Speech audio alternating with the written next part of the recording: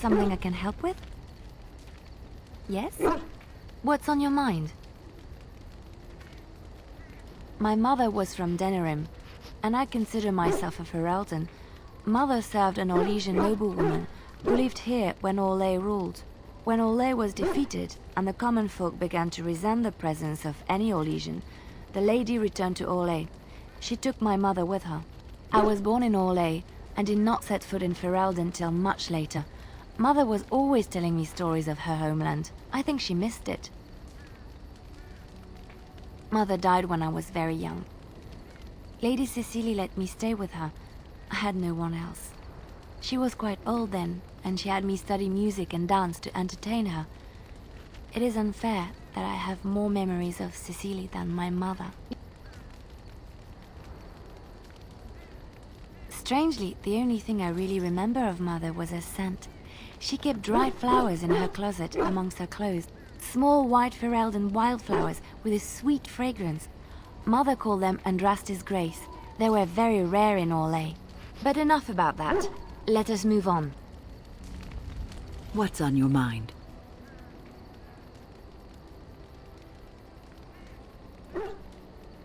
Cure me? What, am I sick now?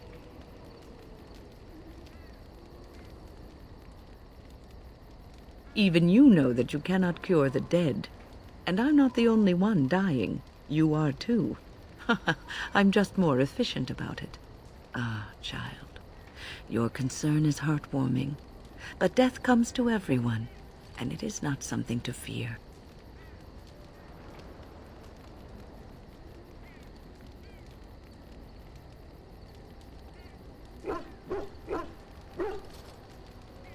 People fear not death, but having life taken from them. Many waste the life given to them, occupying themselves with things that do not matter. When the end comes, they say they did not have time enough to spend with loved ones, to fulfill dreams, to go on adventures they only talked about. But why should you fear death if you are happy with the life you have led? If you can look back on everything and say, yes, I am content. It is enough. I think I've led a good life, a full life, and I, for one, am not afraid of death, whatever it may bring. They say that when you die, your spirit travels through the Fade and returns to the Maker. And after that, we'll see, won't we?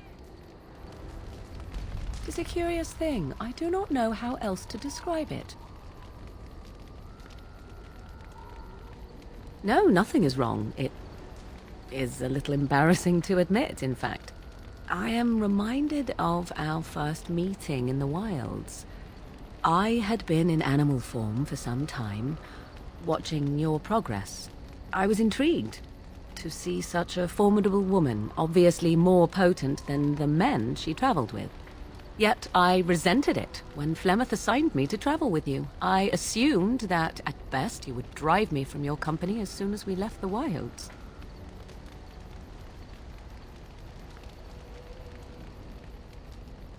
I am aware that I have little talent for forming friendships, to put it lightly.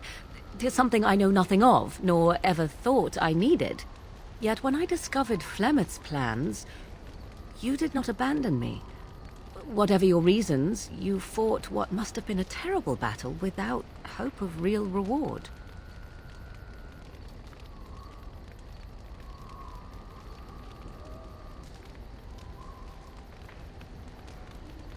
And that is what I do not understand.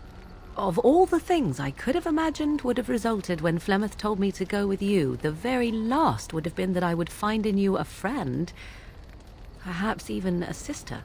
I want you to know that while I may not always prove worthy of your friendship, I will always value it. But enough of such idle talk. There are more useful things to be done, surely.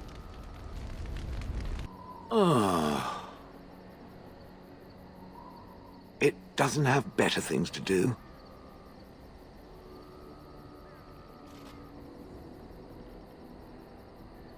Oh yes, that I remember quite well. My former master, the Mage Wilhelm, He brought me. As I recall, he had acquired some position with whatever lord ruled the land. I, being little more than a glorified possession at the time, was brought along. Oh, how he enjoyed impressing the villagers with me. Gollum, snarl at that villager there, be fearsome. And of course, I would have to do it.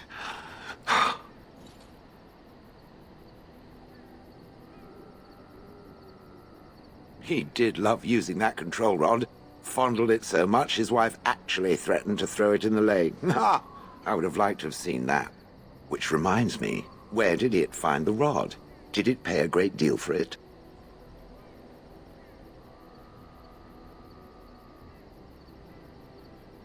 Hag.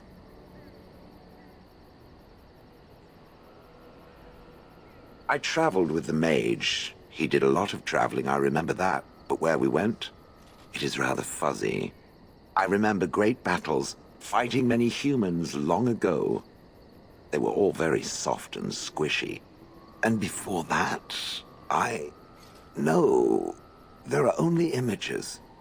I was somewhere dark.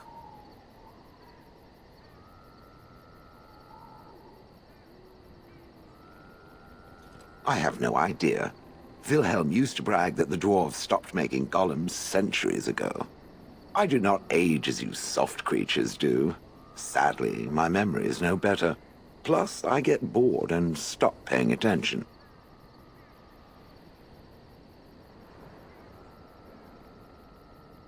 That is where Wilhelm kept me. He wanted me out in the open where I could be frightening like a scarecrow. I was supposed to watch for thieves. Pah! Plus, his wife didn't want me indoors. She said there wasn't room for me. Hag.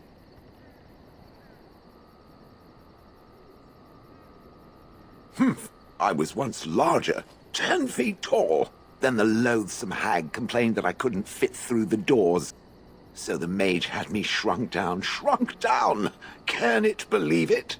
And she still wanted me out. With a chisel and a lot of nerve.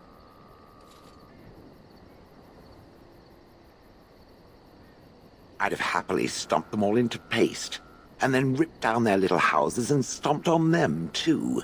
In fact, after 30 years of watching them, I'd do it twice. What I didn't like was being ordered to do it. Dangled in front of those frightened morons like some scary thing. Once I was a statue, it took those villagers years before they'd even approach me.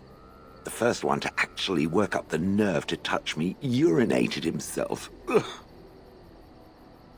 Good. I was just about done talking about it.